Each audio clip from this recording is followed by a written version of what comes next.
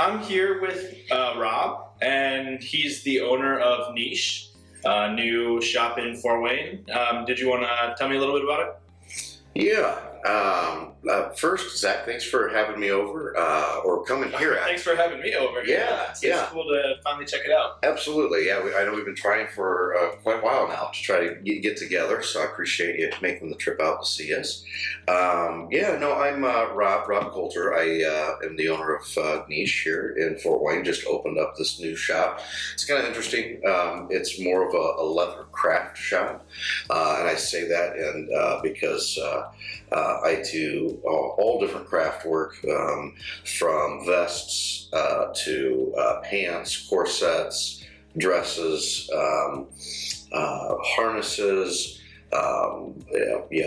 impact play, different things like that. Anything specialty in the leather world, you name it, I can do it. So it's kind of cool. I've got access to a couple different neat tools and technology things here in Fort Wayne that not many places in the U.S. have, let alone Indiana. So I'm sitting kind of right behind one of the largest CO2 lasers, which is pretty cool because I can put almost half of a hide of a cow on the laser and be able to either etch out or cut out exact, very precision things to minute details. So, if you wanted specialty vests or you name it, really anything that you wanted to have done, I can do. Patchwork. All that good stuff. So that's what we have kind of going on back here is in my workstation is, the sewing machine and the laser and all that good stuff. It's pretty cool. But out front, we've got a really nice showroom that's about 3,000 square feet altogether that houses a lot of very unique brands that you can only find in some very specialty parts of the United States, if not the world. I've got different brands out there. One guy is Butcher Apparel from India, actually, and was one of the designers for the Walking Dead series. Oh, wow. So he's got his fashion line that's showcased right here in Fort Wayne, Indiana. And then we've also got other brands like Andrew Christian. Musculo is a Russian company. We've got Pump, which is a Canadian company. I've got Prowler and Corset Story, which is from the United Kingdom. So that's pretty cool. There's a lot of different representations from different parts of the world that you couldn't normally find.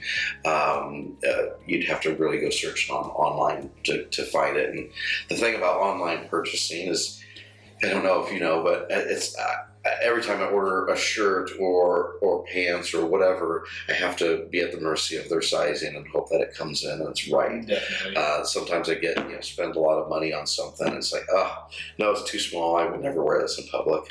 Where here you can actually come, see it, touch it, feel it, and then also try it on, make sure it fits. That's really valuable. You never know if you can trust the numbers that it gives. Yeah, one of the brands, I'm a double XL, and in another brand, I'm a medium. So, the swings are all over the board, and it's kind of cool. We have a couple companies that go up to like 6X sizing.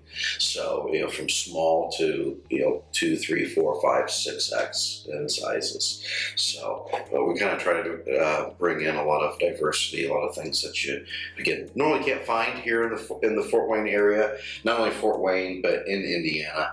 I was born and raised here in the Fort Wayne area, and I know the kind of lack of diversity for some of the things that we carry, especially in some of like the specialty leatherwork realm, I should say.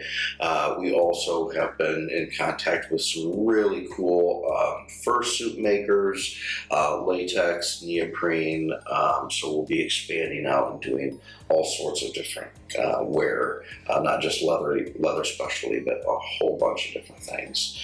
So that's awesome, yeah, and that's a lot of the stuff that you really can only find online or not have a community for, and you're kind of giving representation to people in Fort Wayne and beyond. Do you have a lot of people who buy online? We do actually, yeah.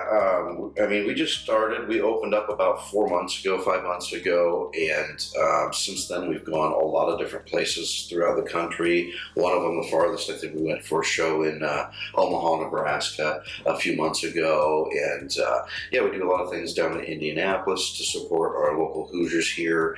But we've got shows in Ohio and Michigan and Illinois, actually. So a lot of different places that we try to go to get our word out of what we're doing here in Indiana, because there's nothing that I know of that is anywhere close to doing what we're doing here at Neesh. So it's been pretty cool the last year and a half, 2 years or so, trying to put together and design something that's kind of unique for this area. Like I said, I was born and raised here, so it's kind of nice to support our own local community and help grow some of the areas that we think are lacking and needing representation. So it's been really fun. Absolutely. Really fun. And that's good to hear. I know it was cool to see you have a booth at this year's Pride, because Fort Wayne has a big Pride festival, and and a lot of bigger people every year. Definitely. Yeah. I assume that you've always kind of been involved in that scene within Fort Wayne. No, it's been kind of interesting. Like I was with my ex-wife for 17 years altogether. We had 3 children together, so I was deeply involved more into that side of the community, and it wasn't until we got a divorce about 6 years ago or so that I got more involved into the local LGBTQ community, and found that it's just full of some amazing people, amazing different colors, just like the flag. You know, there's so many different colors that represent our community, and it's been really cool opening a shop like this to see a lot of the locals and further distant locals, I should say, come to see us and give us the support, because it's been really, really cool. And yeah, Fort Wayne Pride and everything at After Dark, and I'm part of the the Northeast Indiana Leather chapter, which was started a few years ago, and we represent the leather community here in the Northeast Indiana section. So we've been growing steadily the last few years, just like everybody who has been trying to pick themselves up after the COVID shuffle, I guess, the COVID shuffle. Yeah. But it's been good. It's been slow but steady, and we're doing some big things here in Fort Wayne. So look forward to it. Awesome. Are you able to tell me about any testimonial you've got, or like how you've impacted people through what you're doing here? Yeah, well, it's kind of cool. You know, with technology nowadays, we opened up our website, nicheware.com, and we've got a ton of different reviews on our Google reviews already. Like I said, we've been open up for 4 months now, and we've had the privilege of having some really cool people stop in and leave some honest interpretations of what they found here, and I encourage all those to Google Niche in Fort Wayne, and you'll see nicheware.com pop up, and it's pretty cool. There's some good things to check out there, and we got stuff coming in every week, every 2 weeks, trying to get new brands in and new things in. So yeah, keep your ear to the ground. We're always doing something here. For Awesome.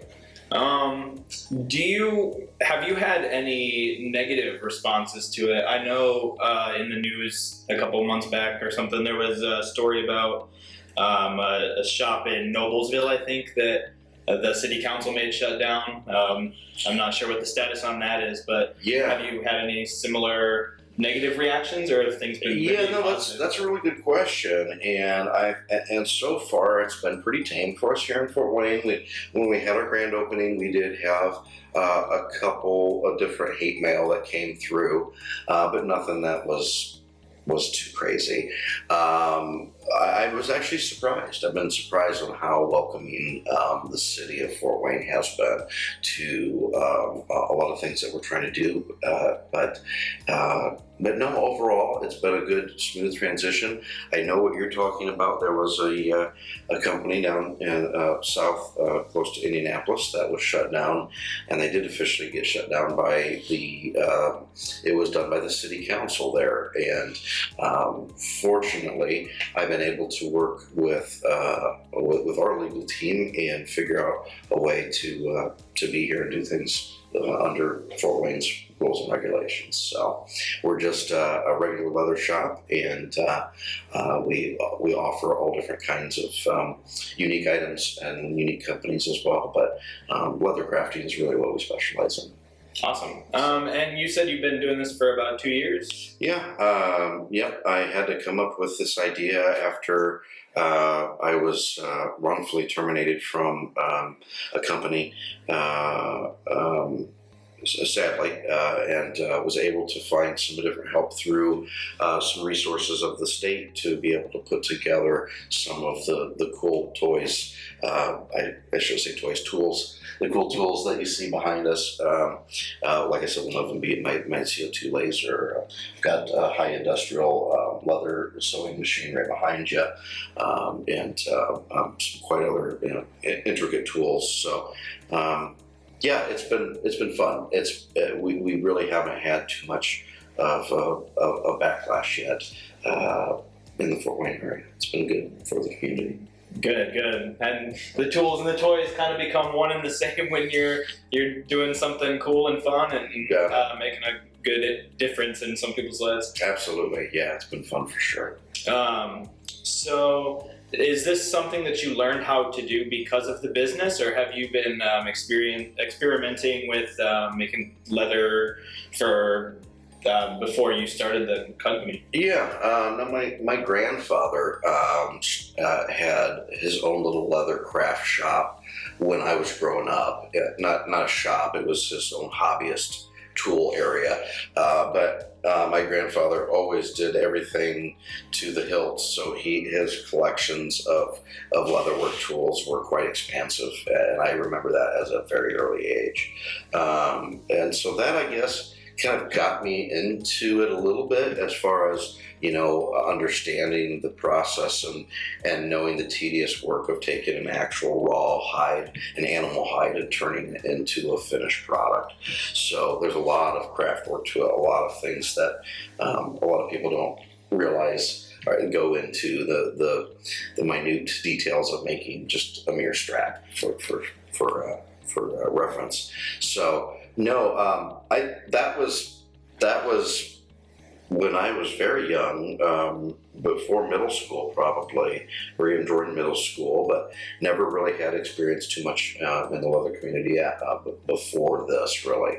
So I found that there was a need for this. I went to a few different leather craft shops and spent quite a bit of money, some good money, on things that wasn't necessarily made the way that I wanted it, or wasn't necessarily the quality that I wanted it.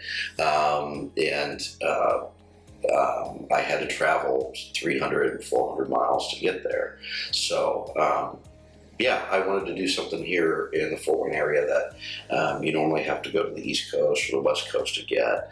But now you can come right here in the middle of Fort Wayne, Indiana, and the Midwest, deep in red country, and still experience some really cool things. Yeah, that is really cool. Can you tell me about a time that like something went wrong as you were making it? Did things go wrong a lot, or have you gotten pretty good at? Yeah, no, I hear what you're saying. Well, the thing with leather is it's a piece of skin. So when you introduce a sewing machine to it or a needle, whether it's hand stitched, one way or the other, once you put the hole into the skin, the leather, it's there. So there's no there's no room or no margin of error when it comes to leather work. So if you make a mistake in the threading and have to de-thread it, you have to make sure that when you go back over it again, that each hole hits. Otherwise, you have kind of a wonky or a ruined piece it could be. So, it's really interesting that there is a learning curve to it, because I just made a vest for a good friend of mine down in Indianapolis that was a $500 commission vest, and got it all complete and got it to him, and it was about 2 inches too small. And you can't do anything about that. You have to literally start over. And so I had probably 80 hours worth of work in it, and had to start over and just make it just 2 inches bigger.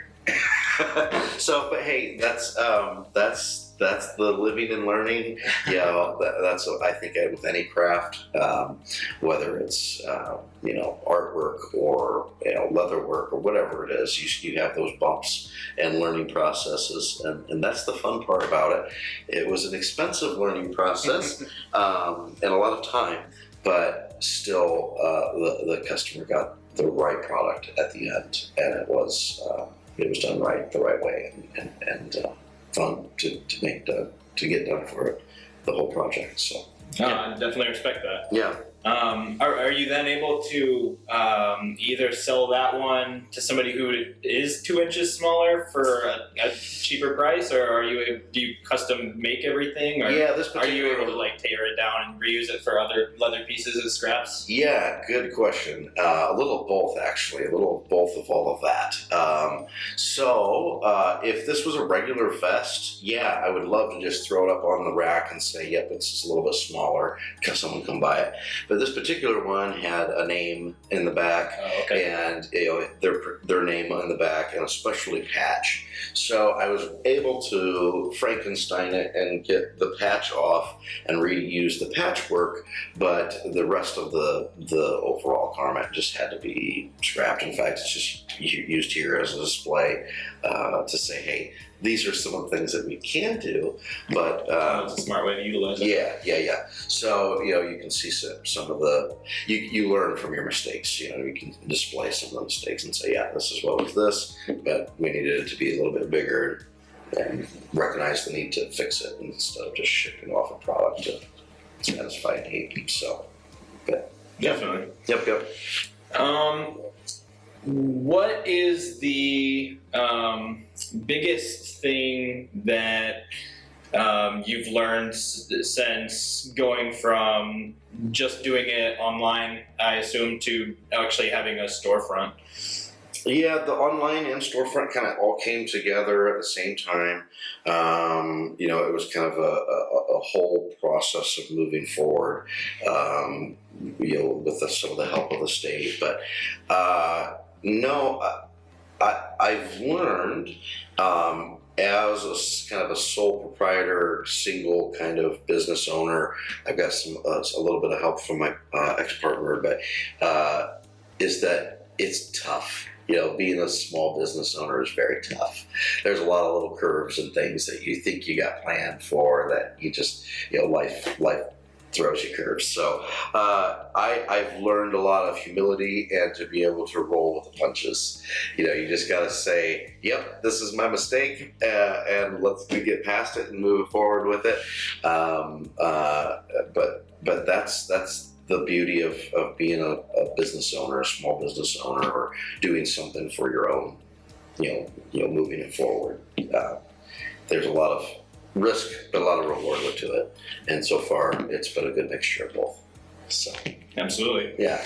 I'm not trying to take this in a political direction necessarily, but have you had customers who you wouldn't necessarily expect, or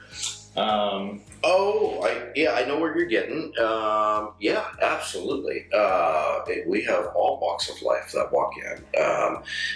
From the professor to the attorney to the local artist to just anything. We have all walks of life, and that's what we really embrace here at Neesh is that aspect of all walks of life.